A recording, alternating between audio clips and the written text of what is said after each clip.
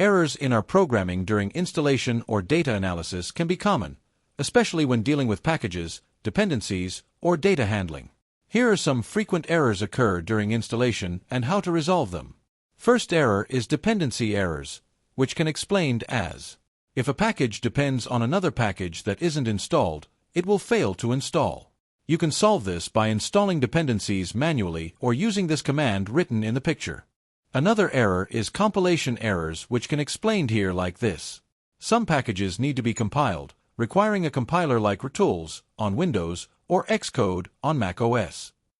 If missing, install the required compiler. Another error is internet connection errors, which can be explained here like this. Installation may fail if the internet connection is unstable or blocked by a firewall. Retry with a stable connection. Another error is permission denied. This happens when R doesn't have write access to the library path. Run R as an administrator or specify a writable library location.